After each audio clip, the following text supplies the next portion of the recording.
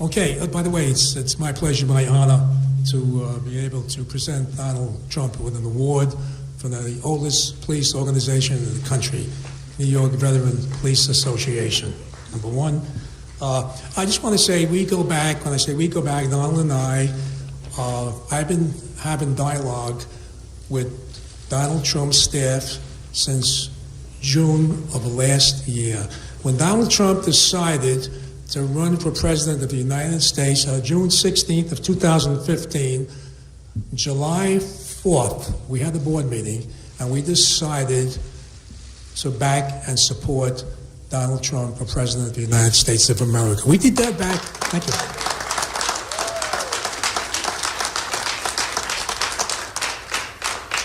It's really a dual pleasure because we are the first. We're the first law enforcement association in the country, even before the Border Patrol, which I'm glad you got their endorsement. And if anyone knows about immigration, illegal immigration, it's the United States Border Patrol, and they endorsed Donald Trump. But I have to say this, we did it in July 4th of last year.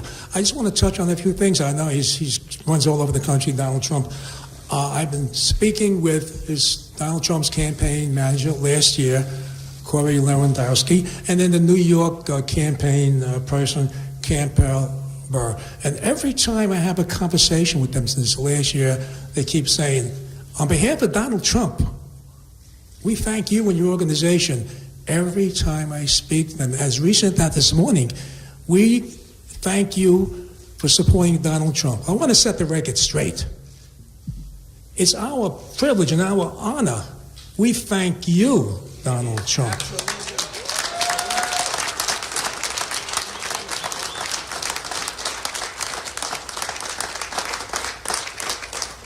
We thank you for devoting your time, your money, and a lot of energy, into running for president of the United States. Again, I just want to touch on some issues that are very dear to us, as many of us are, we say veterans. We're the veterans on the war on crime in this country. And no one knows more than Donald Trump how important law enforcement is. Obviously, he's a supporter of the military, the veterans, and law enforcement throughout the country. Immigration, illegal immigration, of course, is important to us because for years and years, many of us have been arresting illegal immigrants who are committing rape, robbery, murder, and so we are really touched by it. So we understand how important it is. Now, obviously, people say, well, your parents, or maybe your grandparents, or your great-grandparents, we all came from another country. But have we forgotten? There was a wall then. The wall was Ellis Island. Everybody that came, their parents, grandparents, or great-grandparents, they were screened, and many of them were sent back.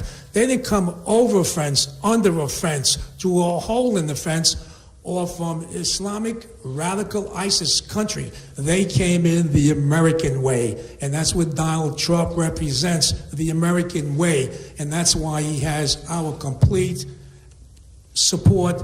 And Donald Trump, not only do we thank you, we humbly thank you.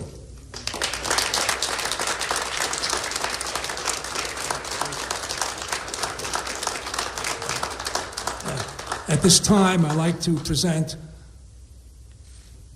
I'm going to say I'm taking advantage of calling him Donald. You call me Donald. Okay, like I can guarantee you this, next year we'll be calling him Mr. President.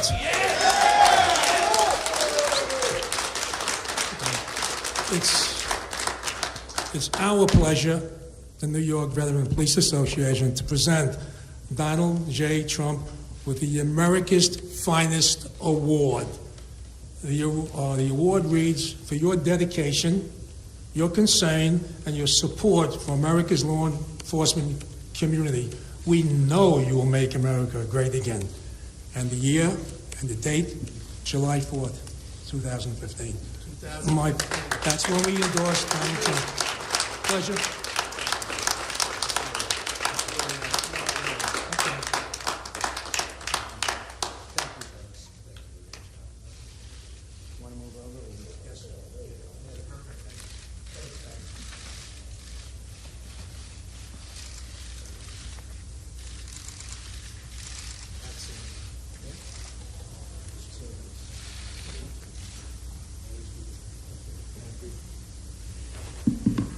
Well, I want to thank Lou and everybody. It's such an honor, and I heard about this, and I said, we have to do it, and we should do it on Staten Island if possible, right? Because we love Staten Island, and we love New York. This is just an amazing place. You know, we talked about New York values, and the other night I was talking about it. Actually, we have a sold-out house. The owner of the hotel just came up to see me, Lou, and he said, this is the biggest, and his wife, there they are right there, said, this is the biggest crowd we've ever had. And the hotel is lovely, and you've done a great job. Is this your all-time record crowd? Come on over here, Ron. I just want to prove it, because the press never believes anything I say, so you know. But I don't believe anything they say, so it's equal. Your biggest crowd, your biggest... These people have done a fantastic job in putting on the event, and I want to thank you. Great hotel. Great hotel. Thank you very much. And later on, as you know, we're going to Poughkeepsie, and we have a big crowd there. We always seem to have big crowds, but we've been all over the state, and we've seen what's been happening with the state and with the country.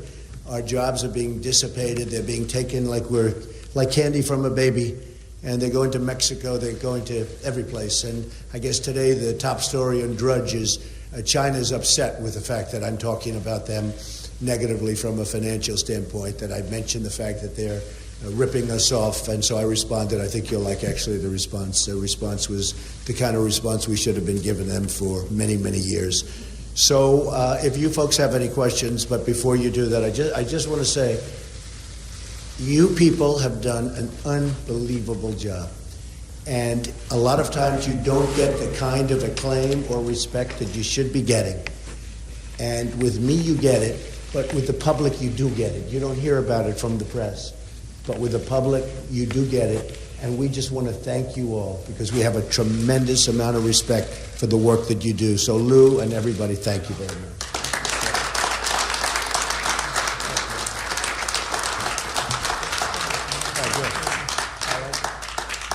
Okay, questions? Yes, John?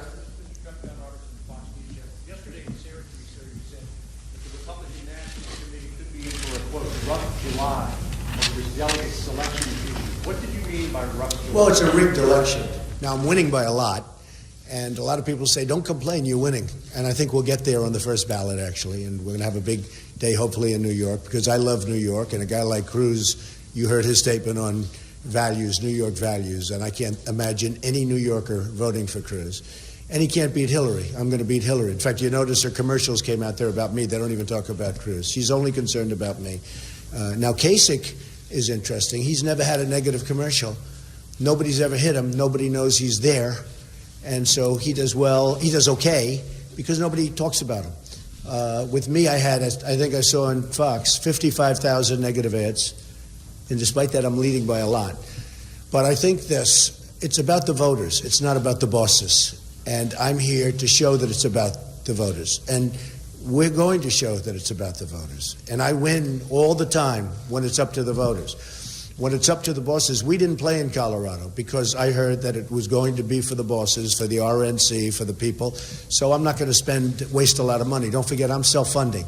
So when I spend money, it's my money. It's not some PAC's money where people are giving it just because they want to have influence and they want their local politician or their politician to do what they want to do. So we didn't play there. We didn't play in Wyoming because the game was rigged.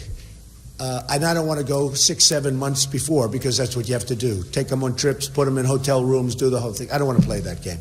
I'm winning with the voters, and we're winning big. And I think we'll get to the 1237. Well, I think the people that are for me, of which there are many millions, many millions of people have voted in our primaries. Many, and you'll see it tomorrow also. Many millions of people have voted more than voted 4 years ago. You know that. They came out for me. They didn't come out for Lion Ted Cruz. They didn't come out for Kasich. They don't know who Kasich is. Nobody does. They came out for me. And these are people that in many cases have never voted. These are very smart people, very, very strong people. And when they see what's going on. They see, as an example, the RNC said, we never changed the rules. Well, that's wrong. Because I announced on June 16th in, as you know, Colorado, and in August, they changed the rules in Colorado. I'm in June and August because they saw how well I would have done in Colorado. So they changed the rules. They changed the rules in Florida so that the winner gets all. They didn't know that I was going to win. That was a good one, Lou. They changed the rules because they thought Bush was going to win or get all, except they had a problem. Trump won. I got all, so I got 99 delegates. But they didn't mean that to happen. It wasn't done for that reason. So sometimes you get lucky. But if you look at Wyoming, it's the same thing. But just so you understand, they kept saying, we didn't change the rules, we didn't touch the rules. They totally did. I came out in June. They saw I was going to win Colorado easily with the voters, which is most important. So they changed the rules, and they took the voters out of it. And they had the party bosses make the selection. So that's the way it goes. Okay, yeah, Katie.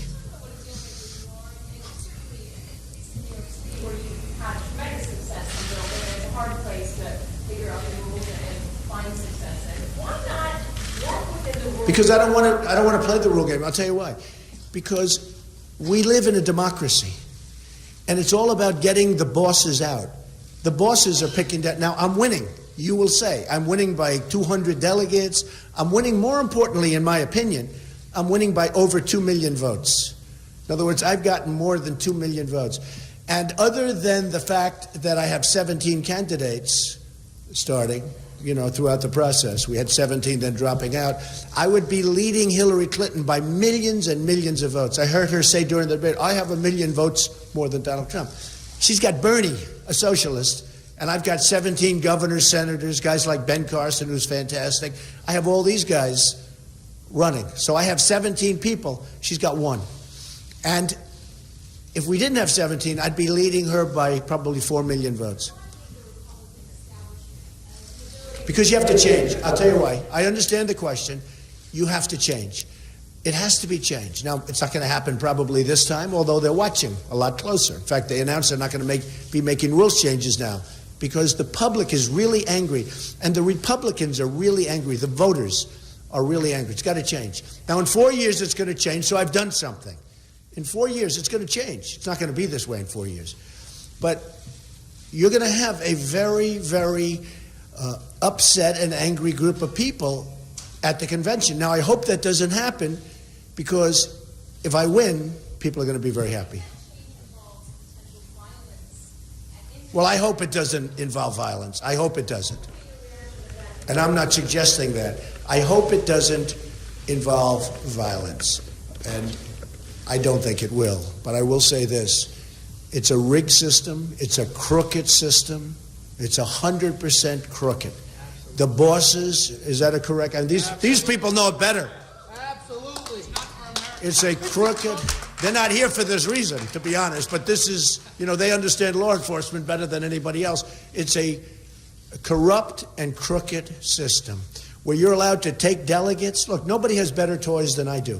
I can put them in the best planes and bring them to the best resorts anywhere in the world. Doral, Mar-a-Lago. I can put them in the best places in the world. California, I have something that blows everything away. But it's a corrupt system. You're basically buying these people. You're basically saying, delegate, listen, we're going to send you to Mar-a-Lago on a Boeing 757. You're going to use the spa. You're going to this, you're going to that. We want your vote. That's a corrupt system. That has nothing to do with democracy. So here's the story. I'm winning by a lot. I think we're going to win the 1237. I think we're not going to have the second ballot.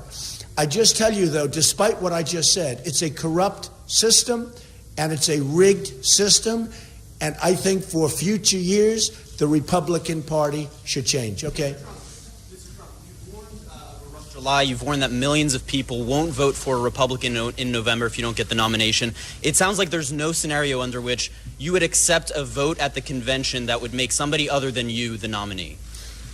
Well, I can't say that. I have to see how I'm treated and how these people. I'm representing many millions of people. The Republican Party in the primaries are up 72%, which is astronomical. The Democrats are down 35%. I mean, you people, those are the numbers. An amazing thing has happened. The Republican Party, which people don't think of it in terms of going up, they think of it in terms of getting smaller, smaller, smaller every year. They're up 72% because voters are coming and voting. Some of them for the first time because they never had a candidate that they wanted to vote for. They're great people. They're great Americans.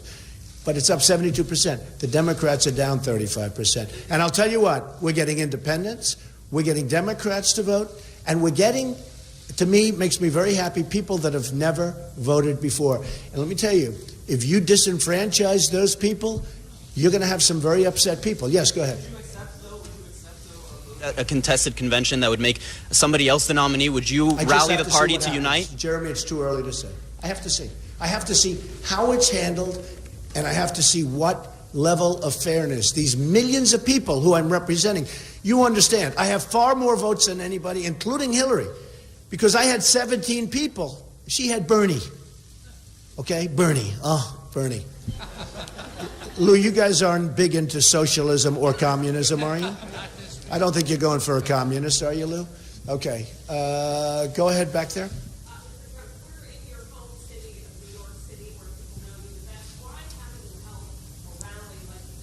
Oh, I have. Excuse me. I had rallies, the biggest rallies in New York. We had 21,000 people in Albany. We had, well, I'm going up to Poughkeepsie in a little while. You know why? To be honest with you, because the polls are so good and so strong that I really want to focus on areas where they know me, but they don't know me as well. No, not at all. We've had virtually nothing. I'll tell you truthfully, the press doesn't cover it that way. And I've said it yesterday and a couple of days. The safest, I was in Watertown yesterday, we had tremendous crowds, and with tremendous crowds everywhere. Albany was unbelievable. We were in Rochester, unbelievable. Rome, our Rome, not the Rome that we think about. I think about our Rome. Rome, tremendous crowds. We have very little protesters, and every once in a while somebody raises their hand, they get ushered out. The safest places to be in this country, virtually, are at a Trump rally. Unfortunately, the press doesn't cover it that way. Yeah.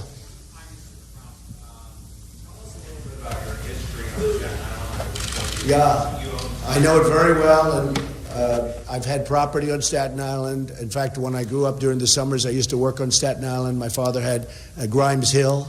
It was in the Grimes Hill section, which a couple of you folks know about, right? But the Grimes Hill section of Staten Island, which is really nice. And I love Staten Island and Tyson's Park. And I worked on Staten Island for 4 summers.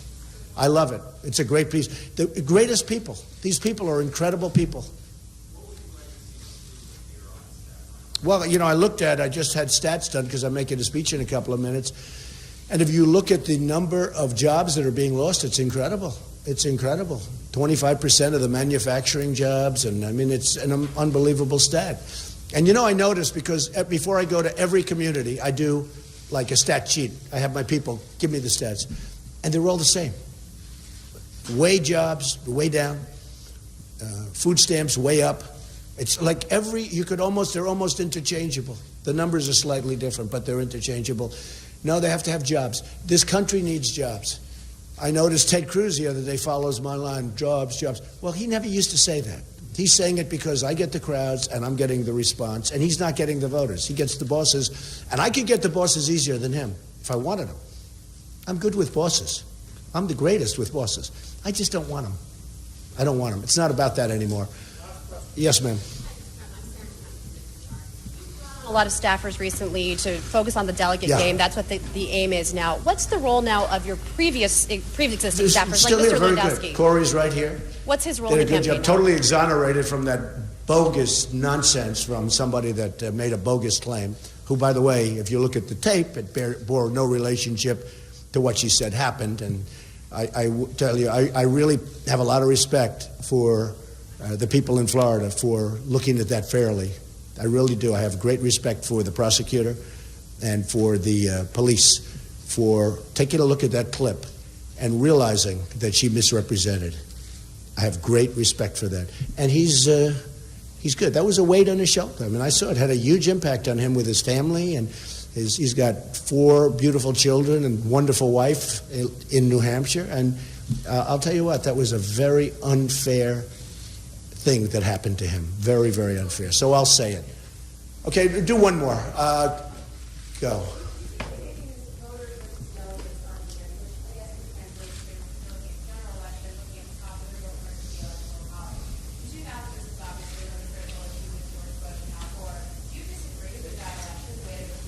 Oh, I don't want to talk about an old election. That's all I need to do. I don't want to talk. I'll tell you what, though. Voters to me are very important. Yes, go ahead. Did you have one? What, a surge operation? Thousands of Syrian refugees get to 10,000 numbers. They can't screen them. They have no documentation. You know, you can't screen a person with no documentation.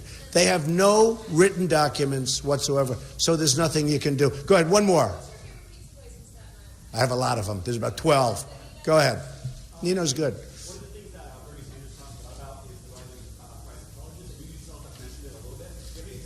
I'm going to come up with something on colleges because I'll tell you what, the biggest question I get are from young people that have gone to college, have done well, very good colleges, and they come to me and it's turmoil for them.